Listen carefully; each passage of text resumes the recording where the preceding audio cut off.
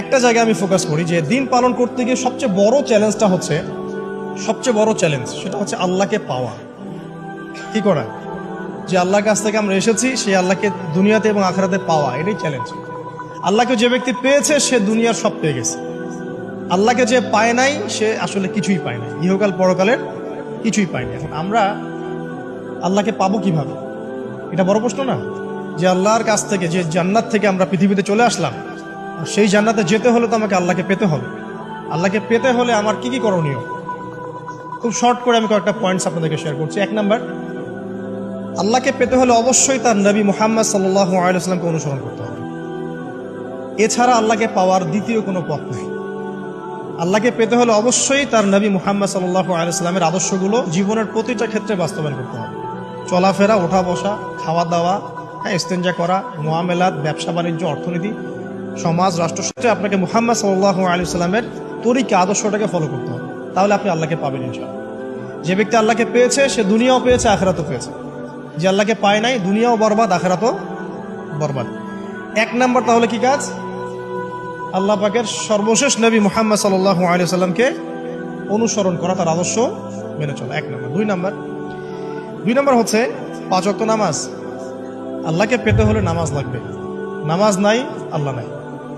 ওয়াস্তাঈনু বিস-সাবরি ওয়াস-সালাহ, তোমরা সবর এবং সালাতের মধ্য দিয়ে আল্লাহর সাহায্য প্রার্থনা করো। আমরা এই জন্য নামাজে বলি ইয়াকা না'বুদু ওয়া ইয়াকা নাস্তাঈন, আমরা শুধু আপনারই ইবাদত করি এবং আপনার কাছেই সাহায্য প্রার্থনা করি। আল্লাহকে পেতে হলে নামাজের কোনো বিকল্প নাই। যে ব্যক্তি নামাজ পড়ে না, আল্লাহর সাথে তার কোনো সম্পর্ক নেই, নো কানেকশন। আপনি যে কোনো কিছু চাচ্ছেন, সেজদায় পড়ে আল্লাহর সামনে আত্মসমর্পণ করেই চাইতে হবে। ওয়াসজুদ ওয়াক্তারিব, আল্লাহ পাক কি বলেছেন? সেজদা করো, নিকটবর্তী হও। তো ব্যাখ্যা অনেক করা যায়। নামাজ না পড়লে কিন্তু মানুষ কুফরিতে লিপ্ত হয়। যে ব্যক্তি মান তারাকা সালাতান মুতাআম্মিদান ফাকাদ কাফারা, যে ব্যক্তি সালাতকে অস্বীকার করে, ফরজ নামাজকে অস্বীকার করে, সে ব্যক্তি কিন্তু কুফরিতে চলে যায়। ঠিক আছে? তারপরে বাইনা রাজুলি ওয়া বাইনা শিরকি ওয়াল কুফরি তারকুস সালাহ, একজন মুমিন বান্দা এবং অমুসলিমদের মধ্যে পার্থক্যই নামাজ। নামাজের বিষয়ে অনেক কথা আমি আগেও বলেছি, আপনারা শুনেছেন, অন্য আলেমদের কাছেও শুনেছেন। এক বাক্যে নামাজ না পড়লে ইসলামের রশিটা কেটে যাবে। মুআয বিন জাবালকে নবী সাল্লাল্লাহু আলাইহি ওয়াসাল্লাম বলেছেন যে যদি মান তারাকা সালাতান মুতাআম্মিদান, কেউ যদি সালাতকে ইচ্ছা করে ছেড়ে দেয়, ফাকাদ বারিআত মিন জিম্মাতিল্লাহ, সে ব্যক্তি আল্লাহর জিম্মেদারি থেকে মুক্ত হয়ে যাবে। তার উপর আল্লাহর কোনো জিম্মাদারি নাই, আল্লাহর নিরাপত্তা, জিম্মাদারি থেকে সে মুক্ত। তো 5 ওয়াক্ত নামাজ আল্লাহ পাক আমাদের সবাইকে জামাতের সাথে পড়ার তৌফিক দান করুন। এর পাশাপাশি নফল নামাজ বাড়িয়ে দেওয়ার তৌফিক দান করুন, এবং স্পেশালি তাহাজ্জুদের নামাজ যদি পারেন, 2 রাকাত হলেও নিয়মিত তাহাজ্জুদের নামাজ পড়ার তৌফিক আল্লাহ পাক আমাদেরকে দান করুন। আর নামাজের বাহ্যিকতা নিয়ে এত বেশি ঝগড়ায় যাবেন না। এখন আমরা যত ঝগড়া নামাজের বাহ্যিকতা নিয়ে, হাত বাঁধা, রফুল ইয়াদাইন, আমিন আর পায়ে পা, এগুলো নিয়ে ঝগড়া শেষ আছে? নাই। ইসলামের বিরোধী শক্তিরা হাত ভেঙে ফেলার পায়তারা করে ফেলেছে অলরেডি। হাতই না থাকলে আপনি বাঁধবেন কোথায়? মনে করেন আপনার হাতই নাই, বাঁধবেন কি উপরে না নিচে? এই হাত তো ভেঙে ফেলার পায়তারা করা হয়েছে। এখন আপনি পড়ে আছেন বাঁধার কোন জায়গায় বাঁধবেন সেটা নিয়ে, অথচ পুরো বৈশ্বিক চক্রান্ত মুসলিমদের বিরুদ্ধে হাতটাই ভেঙে ফেলে দিবে। তুই বাঁধবি কোথায় হাত? তারপর দেখবো। এটা আমরা বুঝতে পারি না। এটা বোঝার জন্য যে জ্ঞান, ইলম, নূর দরকার, তা তো নাই আমাদের মধ্যে। এই জন্য আপোষের ঝগড়া নিয়ে পড়ে আছে। যে ছোটখাটো যে ইখতিলাফি মাসআলাগুলো চলে আসছে দীর্ঘদিন থেকে, এগুলোর কোনো সমাধানে আসতে পারবে না কিন্তু কেউ। পক্ষে বিপক্ষে কথা চলতেই থাকবে কিয়ামত পর্যন্ত, ওইগুলো নিয়ে আমরা ব্যস্ত আছি। তো আমি রিকোয়েস্ট করবো নামাজের আধ্যাত্মিকত্বের দিকে ফোকাস করুন। নামাজের আধ্যাত্মিকত্ব কি? আপনি আল্লাহর সামনে দাঁড়িয়েছেন, দুনিয়ার সাথে এখন আপনার কোনো সম্পর্ক নেই। আপনি এবং আল্লাহ, মাঝখানে কিছু নাই। নামাজে যা পড়ছেন, সূরা ফাতিহা, অন্যান্য সূরা, রুকু, তাসবিহ, সিজদা, তাশাহুদ, দরুদ, অর্থ বোঝার চেষ্টা করেন এবং অর্থের দিকে ফোকাস করেন, আল্লাহকে পাবেন ইনশাআল্লাহ।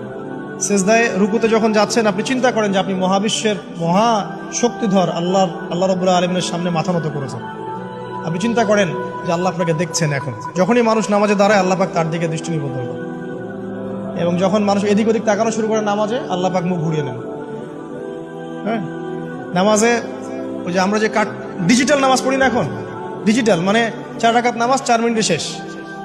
এক রুকু করলে সেজদা পাওয়া যায় না, সেজদার তাসবিহ পড়লে আবার এদিকে দেখা যায় যে দ্বিতীয় সেজদায় চলে গেছে অলরেডি ওঠার আগে। অনেক ক্ষেত্রে ইমাম সাহেবরাও খুব দ্রুত নামাজ পড়ান, অনেক দ্রুত পড়ান। এত দ্রুত নামাজ পড়াবেন কেন? নামাজ জামাতে পড়লে সংক্ষিপ্ত করতে বলা হয়েছে, কিন্তু এত দ্রুত তো পড়তে বলা হয়নি। এখনো দেখবেন মক্কা মদিনায় গিয়ে নামাজ দেখবেন, মাশাআল্লাহ, নামাজটা তাদের মাশাআল্লাহ এটার প্রশংসা না করলে হকাদা হবে। নামাজটা অসাধারণ, ধীর স্থিরভাবে ফজরের নামাজ 20 মিনিট 15 মিনিট 20 মিনিট পড়াচ্ছে নামাজ, রিল্যাক্স। নামাজে দাঁড়ালে চমৎকার তেলাওয়াত হচ্ছে, আপনি ভুলে যাচ্ছেন নিজেকে। তেলাওয়াত হবে চমৎকার, এবং সবচেয়ে ভালো যিনি তেলাওয়াত করতে পারেন তাকে নামাজে দিতে হবে। রিল্যাক্সে নামাজ পড়বে। ক্ষেত্র বিশেষে আপনি শর্ট করতে পারেন, কিন্তু সবসময় কেন আমরা 4 রাকাত নামাজ 3 মিনিটে শেষ করে দিব? আবার নামাজের পর দোয়াটা হবে লম্বা, অথচ নামাজটাই ছিল দোয়া, নামাজটাই কিন্তু দোয়া। এখন সেজদায় আমরা যদি কান্নাকাটি করতে না শিখি, আল্লাহর সামনে আমি মাথা নত করেছি, এখানে নিজের মনের যত আবেগ আকুতি দোয়া এগুলো আল্লাহর সামনে ঢেলে না দিতে পারি, এই দোয়া কালাম না শিখি, তাহলে তো নামাজের আধ্যাত্মিকতা অর্জন হলো না। সাহাবীরা কেমন করে নামাজ পড়তেন যে নামাজ পড়ার পরেও তাদের গা থেকে তীর বের করা যায়? কিভাবে তারা নামাজ পড়তেন? তাহলে নবী সাল্লাল্লাহু আলাইহি ওয়াসাল্লাম কিভাবে নামাজ পড়তেন যে নামাজ পড়ার ফলে তার পা মোবারক ফুলে যাইত? 1 রাকাতে তিনি 4 পারা কোরআন তেলাওয়াত করতে পারলেন কিভাবে? তো তাদের নামাজ আর আমাদের নামাজ, আল্লাহ রাব্বুল আলামিন তার রাসূলের মাধ্যমে একটা হাদিসে জানিয়েছেন যে এমনও অনেক নামাজি আছে, নাউযুবিল্লাহ, আল্লাহ পাক আমাদেরকে তাদের অন্তর্ভুক্ত না করুন, যে নামাজ পড়ার পরে আল্লাহ রাব্বুল আলামিন এই নামাজটাকে ওই নামাজের মুখের উপর নিক্ষেপ করে দেয়, তোমার নামাজের আমার কোনো দরকার নেই। আল্লাহ পাক আমাদেরকে হেফাজত করুন। ধীর স্থিরভাবে পড়ে, রিল্যাক্সে, তারা হওয়ার কিচ্ছু নাই।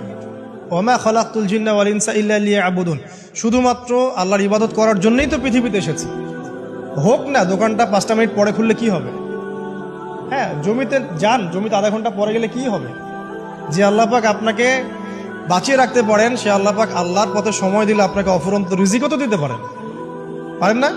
আপনি আল্লাহর হয়ে যান, বাকি সব আল্লাহ আপনার দায়িত্ব নিয়ে নিবেন। ইনশাআল্লাহ আপনি নিজে আল্লাহর হয়ে যান, আপনার সবকিছু দায়িত্ব কে নিয়ে নিবে? আল্লাহ নিয়ে নিবে। আল্লাহ পাক আমাদেরকে ধীর স্থিরভাবে আধ্যাত্মিকত্ব অর্জন করে নামাজ পড়ার তৌফিক দান করুন।